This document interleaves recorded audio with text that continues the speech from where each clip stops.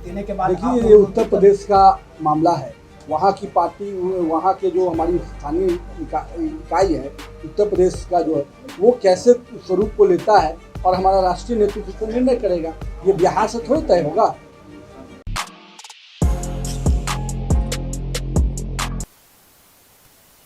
नमस्कार, आप भारत लाइव देख रहे हैं।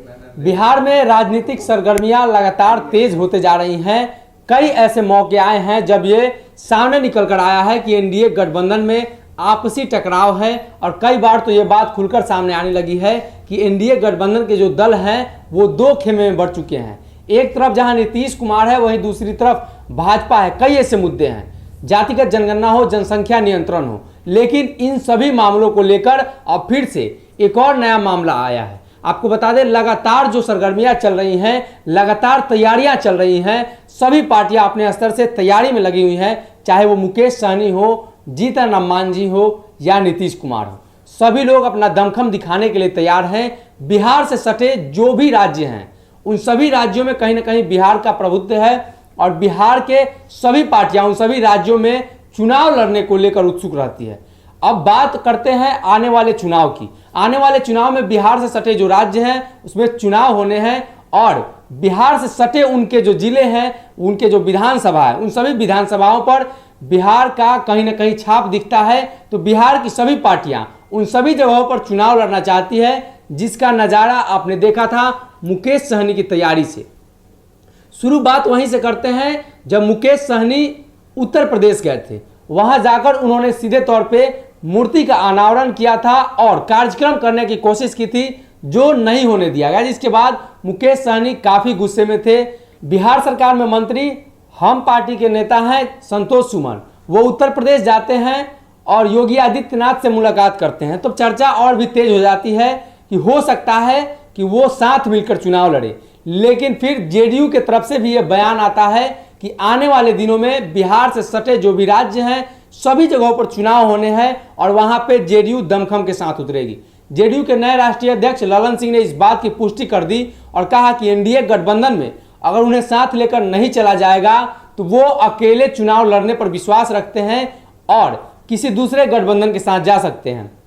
जिसके बाद बीजेपी ने सीधे तौर पे सभी पार्टियों को चैलेंज कर दिया और कहा कि आप अगर चुनाव लड़ना चाहते हैं तो लड़कर देख लीजिए, क्या हश्र होता है ये सभी को पता चल जाएगा। अब इस स्थिति में जब बीजेपी के बिहार के नेताओं ने इस बात पर बयान दे दिया तो जेडीयू की तरफ से भी पलटवार आ गया।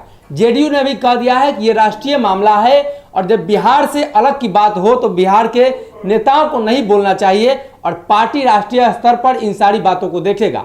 अब इस स्थिति में देखना यह होगा कि जब जेडीयू की तरफ से इस बात को लेकर हमला किया जा रहा है और बीजेपी भी इस बात को लेकर तैयार है कि हम किसी को साथ लेकर नहीं चलेंगे, तो आने वाले दिनों में क्या होता है।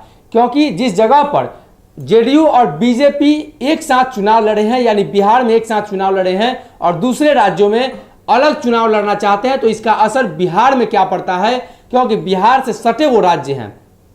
अब इसी स्थिति में देखना यह होगा कि लोकसभा का चुनाव भी आने वाला है। नीतीश कुमार लोकसभा की तैयारी कर रहे हैं, अप्रत्यक्ष रूप से ही तैयारी कर रहे हैं, लेकिन तैयारी कर रहे हैं इस बात का जिक्र उनके पार्टी के नेताओं ने कर दिया और नीतीश कुमार को पीएम मटेरियल बता दिया था। अब इस स्थिति में देखना यह होगा कि जब सभी लोग अलग अलग चुनाव लड़ेंगे तो क्या आने वाले लोकसभा के चुनाव में नीतीश कुमार के लिए कौन कौन सी चुनौतियों का सामना करना पड़ सकता है, और बीजेपी जो नीतीश कुमार से अलग होकर चुनाव लड़ना चाहती है तो उनको कौन कौन से चुनौतियों का सामना करना पड़ सकता है। एक तरफ जहां नीतीश कुमार नए गठबंधन के फिराक में हैं, लालू प्रसाद यादव उस नए गठबंधन की नींव रख रहे हैं, वहीं दूसरी तरफ बीजेपी चाहती है कि बाकी सभी राज्यों में उसी तरीके से अपना प्रभुत्व बनाकर रखे जैसे लोकसभा में वो चुनाव जीतते आई है। अब इस स्थिति में देखना होगा कि जब चुनाव होते हैं और अलग अलग चुनाव लड़े जाते हैं तो बिहार में इसका क्या प्रभाव पड़ेगा। हम लोगों ने शुरू से कहा है